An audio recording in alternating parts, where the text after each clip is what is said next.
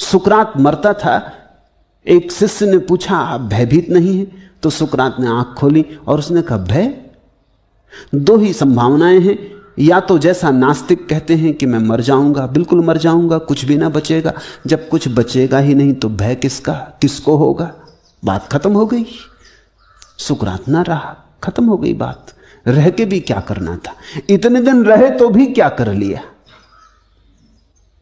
जन्म के पहले भी नहीं थे तब तो कोई तकलीफ नहीं थी, मौत के बाद फिर नहीं हो जाएंगे तो तकलीफ क्या है? तुमसे मैं पूछता हूं, जन्म के पहले तुम नहीं थे, अगर नास्तिक सही है तो जन्म के पहले तुम नहीं थे, कौन सी तकलीफ थी नहीं होने में? कोई याद आती तकलीफ? जन्म के पहले की कोई तकलीफ याद है? जब थे ही नहीं तो तकलीफ कैसी? जब कोई था ही नहीं तो तकलीफ किसको? मरने के बाद फिर नहीं हो गए तब घबराना क्या है? फिर वैसे ही हो गए जैसे जन्म के पहले थे, ऐसे ही समझो। तो सुकरात ने कहा अगर नास्तिक सही हैं कि आत्मा समाप्त हो जाएगी मृत्यु में, कुछ भी ना बचेगा, तो भय क्या?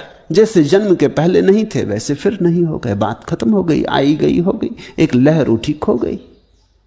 या हो सकता है आस्तिक सही हो। अगर आस्तिक सही है और आत्मा बचेगी तो फिर भय कैसा? शरीर ही गया, हम तो बचे ही रहे, हम तो शरीर थे ही नहीं। तो सुकरात ने कहा दो ही संभावनाएं हैं, या तो आस्तिक सही हो या नास्तिक सही हो। और सुकरात बड़ा हिम्मत का आदमी, वो ये भी नहीं कहता कि मैं मानता हूं इसमें कौन सही है, वो कहता मुझे कुछ पता नहीं। मगर भय कैसा? दो में से कोई एक ही ठीक हो सकता है। दोनों हालत में भय व्यर्थ है।